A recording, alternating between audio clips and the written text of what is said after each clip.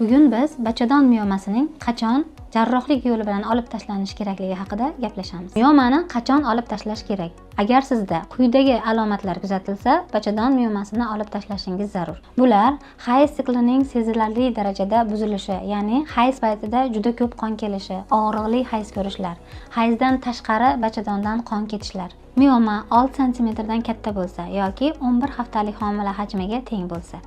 Agar sizda anemiya belgilari, ya'ni rangparlik, quvvatsizlik, bosh aylanishi kuzatilsa, qorin pastida og'riq, siydik chiqarishdagi muammolar, axlat qilish bilan bog'liq qiyinchiliklar kuzatilsa, tez o'suvchi yoki atipik joylashgan miyoma tugullari, bepushtlik yoki homiladorlikdagi muammolar. Miyoma homiladorlikka to'sqinlik qilishi mumkin yoki homiladorlik paytida muammolar keltirib chiqarilishi mumkin yoki tug'ruqdan so'ng ham bachadon qisqarishida muammolar kelib chiqishi mumkin. Qachon operatsiya shart emas? Miyoma tuguni kichik bo'lsa va o'sishi sekin bo'lsa, ayol klimaks davriga yaqinlashayotgan bo'lsa, bemorda jiddiy alomatlar kuzatilmasa.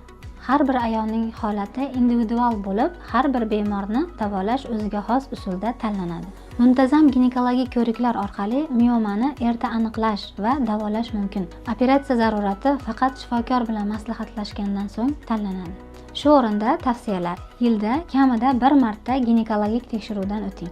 Hayz davrida o'zgarishlar yoki boshqa alomatlar sezilsa, darhol shifokorga murojaat qiling. Mana bugun sizlar bilan bachadon miyomasini qachon oldirish kerak degan savolga javob topdik. Shunaqangi foydali ma'lumotlarni bilib borish uchun bizga obuna bo'ling.